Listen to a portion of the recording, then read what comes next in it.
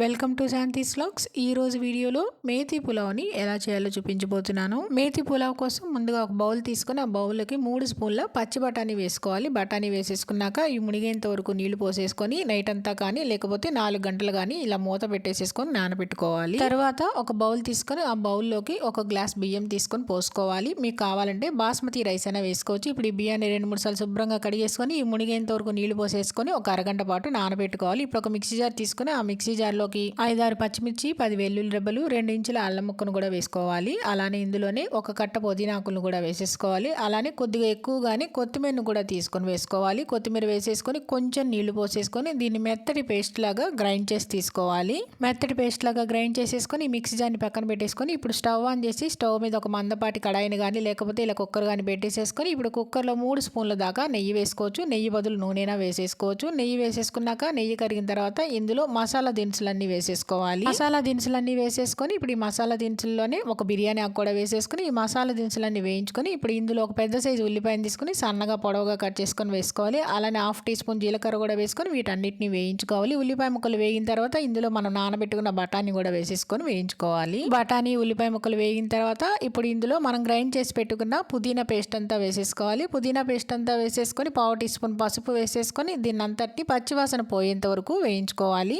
పచ్చివాసన పోయేంత వరకు వేయించేసేసుకొని ఇప్పుడు దీని మీద మూత పెట్టేసేసుకొని 1 నిమిషం పాటు ఉడికించుకున్నాక మళ్ళీ మూత తీసేసుకొని ఒకసారి అంతా కలిపేసేసుకోవాలి. అంతా కలుపుకున్నాక ఆయిల్ అనేది సపరేట్ అయిపోతుంది. ఇలా అంతా కలిపేసేసుకొని ఇప్పుడు ఇందులో 3 స్పూన్ల ఫ్రెష్ క్రీమ్ వేసుకోవాలి. మీ దగ్గర ఫ్రెష్ క్రీమ్ లేకపోతే పెరుగైనా వేసేసుకోవచ్చు. ఇలా క్రీమ్ అంతా వేసేసుకున్నాక ఇందులో ఒక పెద్ద కప్పు మెంతికూర ఆకులు వేసుకోవాలి. అలానే 3 టమాటాలను కూడా ఇలా ముక్కలుగా కట్ చేసుకొని వేసుకొని మెంతికూర టమాటా ముక్కలు ఈ మసాలా అంతా కూడా బాగా కలిసేలా కలిపేసేసుకొని ఇప్పుడు దీని మీద మూత పెట్టేసేసుకొని ఉడికేంత వరకు ఉడికించుకోవాలి.